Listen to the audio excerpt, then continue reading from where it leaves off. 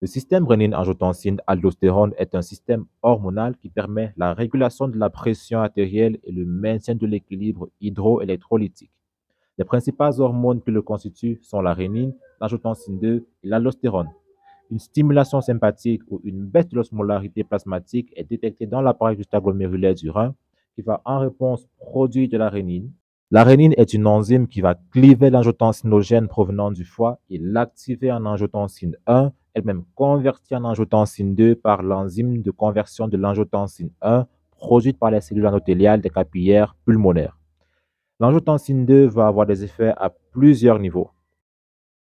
Elle va stimuler l'hypothalamus pour augmenter la production d'hormones antidiurétiques ainsi que le centre de la soif, poussant donc l'individu à boire de l'eau, mais alors beaucoup d'eau. L'hormone antidiurétique agit sur les tubules contournés distaux et les tubules collecteurs pour une réabsorption accrue d'eau et de sodium. L'angiotensine 2 stimule également la sécrétion d'aldostérone par la zone glomérulée du cortex surrénalien et celle-ci va également favoriser la réabsorption de sodium et d'eau dans les tubules contournés distaux et les tubules collecteurs. Les vaisseaux sanguins possèdent également des récepteurs à angiotensine 2 où elle va provoquer une vasoconstriction. Enfin, l'angiotensine 2 va stimuler la libération de noradrénaline par le neurone sympathique postsynaptique. N'oublions pas que notre but est d'augmenter la pression artérielle qui, rappelons-le, est égale au débit cardiaque multiplié par la résistance vasculaire périphérique.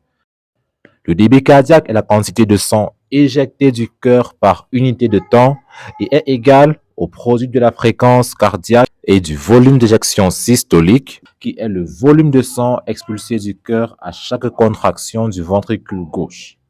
La résistance vasculaire périphérique dépend de la viscosité du sang, de la longueur et du diamètre du vaisseau.